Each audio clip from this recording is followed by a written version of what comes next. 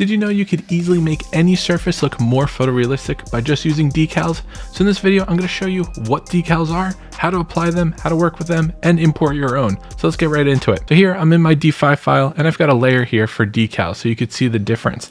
So if you've never used decals before, think of them as stickers. And what's nice about them is it's an easy way to kind of break up a very seamless kind of material that's a little bland. So asphalt is a great example. If I zoom out, you see how it's just asphalt, there's nothing going on. But once I add decals, it's adding all these lovely little details like the leaves, the manhole covers, the crosswalk, the arrows and everything. So how do we get them into the scene? So if you go over to your assets right here, you're going to see under model this thing called decals right here. And you can even search the name and everything. And how it works is you go ahead, you find your selection. Let's say I want another manhole cover. You click it, it'll download. And now you can place it. And what's great about these is they stick like any sticker to any surface. So look at this. So it can literally clip to anything. So I could put it on the sidewalk, I could put it here. Once I let go, I could see it right here.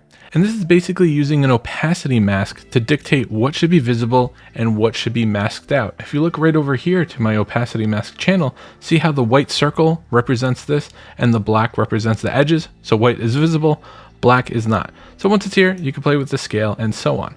But I want you to pay attention to this bounding box here. This represents the area of influence. So if I were to move this over, watch this.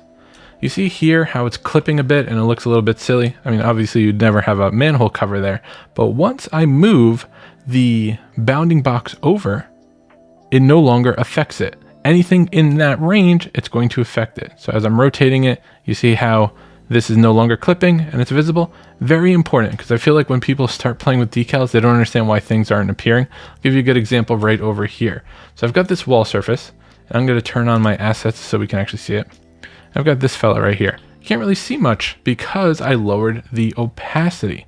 As I increase the opacity, you could see full-fledged, this looks disgusting. Like this is way too much. But a little bit of opacity helps break up some of this cleanness. You know, it's an exterior view, you know, the surface is going to get a little grimy. You know, it's good to have a little bit of that to help break up that clean look. But my point is I scaled this up to impact a large surface. Once I pull it off, you're going to see it disappear. Once I pull it back in, it's going to reappear. So this is the power of the bounding box. It gets a little tricky around curved surfaces because now it's stretching. So just be aware of that. You might want to scale it down. But anyways, let's talk about how you bring in your own decals. So right down here, I've got my logo here, and this is actually using a very similar technique to the decals, just made from scratch. So how do I do this? I'm going to go ahead and reset this. I'm going to click right here. If you've never seen that before, that's how you reset a material. And you're going to want to make sure you're on the custom alpha material domain. You click this and you'll see it right here. So once I click that, all my maps are empty. That's why this is appearing as white. If I were to go to my opacity map right here, so if I go straight to my project folder and pull the texture, it's a simple PNG of my logo. White is the actual logo, black was invisible or masked out. So I've got this here and it's working perfectly. From here, I can actually play with all the sliders so I can make it more metallic. So it actually looks like a metal, right? I can even play with the roughness to drive how shiny it is. So it's just like a regular material. It's just you're dealing with opacity and it can stick to anything. And what's nice about this is it's basically a sticker. So you can apply it to any surface, vertical or horizontal. It does not make any difference. And now cool thing about all this is you see how the opacity mask, I lost my slider because I'm driving the actual opacity from the map. If I wanted this to be like semi see-through, I should make it gray, you know, something that's got a see-through value, not white or black.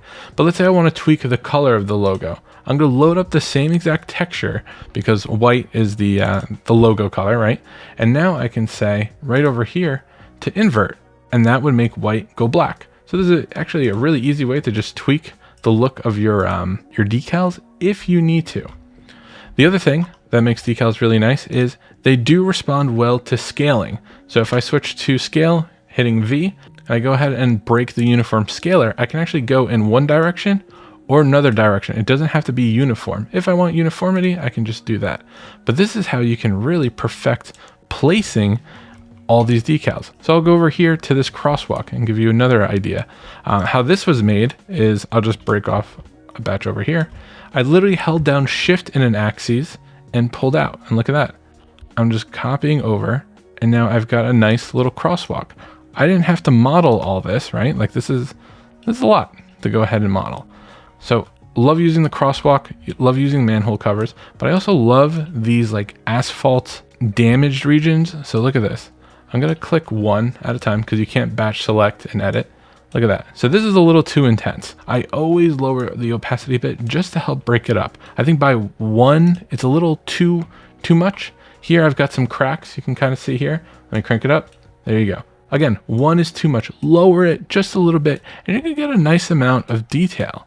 And this also works well on your walls, right? If I were to go back here and give you another wall example, let's say I'm gonna grab this rust stain. It's a little extreme, but anyways, I'm gonna place it here. And you'll notice that this came in upside down. So all I have to do is just flip it like that, place it, and make sure it's hitting below the sill. Again, this is that bounding box, but you can see it's doing a great job trying to wrap a surface. So I'm gonna do that, and I want this to be a little bit wider. So I can either do a uniform scale, right?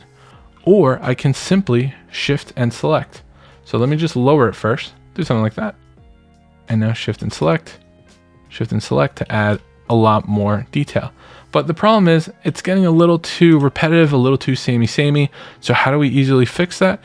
If I go over here to this replace from assets button, I call it the crown button, you can swap this out for another asset. So I could switch it to this guy, and that guy's gonna pop in. Make sure you double click after it's loaded.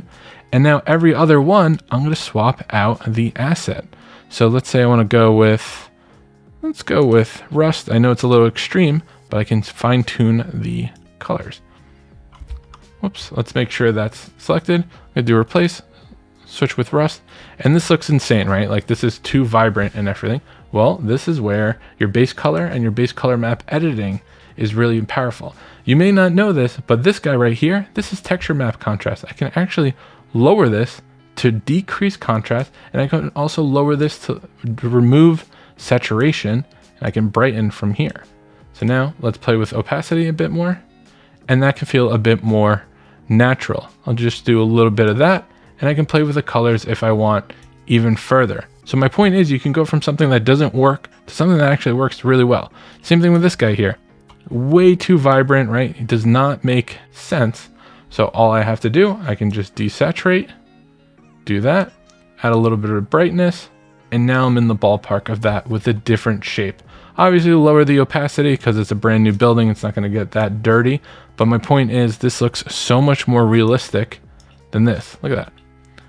And all this works really well with the AI enhancer. Highly recommend you're using that when you're rendering out an image. Let me give you a good before and after. So we've got this scene. Let me render it so you can see what it looks like. So now I'm going to hit AI post-processing. Okay, go here. So this is what it looked like rendered out. And now let me go ahead and use the AI enhancer. I'm going to click here and I'm going to use the default values because I think they do a great job with the texture and the enhancement. And we'll be able to see exactly what it does. All right, AI enhancer is done. And now let's see. So you can see it's made it look a little bit more realistic. It did take some of the color out, but you can always Photoshop that out. But here we go. Definitely made it look a little bit sharper. So use that in your arsenal if you want. It's free, it's baked into D5. Why not? So I think it's a great little enhancement boost to the overall scene. So anyways, that's it for this one. I just wanted to talk about how amazing decals can be. I mean, again, before and after, like what an easy, simple difference it can make spending that detail. I usually do it at the end of a project. I think of it as like closing the project, you know, getting a little more intimate with every single inch of the project, just making sure it's all covered, you know, add leaves, add grunge, you know, some graffiti if it makes sense. But these little details go a really long way. So anyways, if you made it this far and you really enjoyed the content, make sure you like, subscribe, and I'll see you in the next video.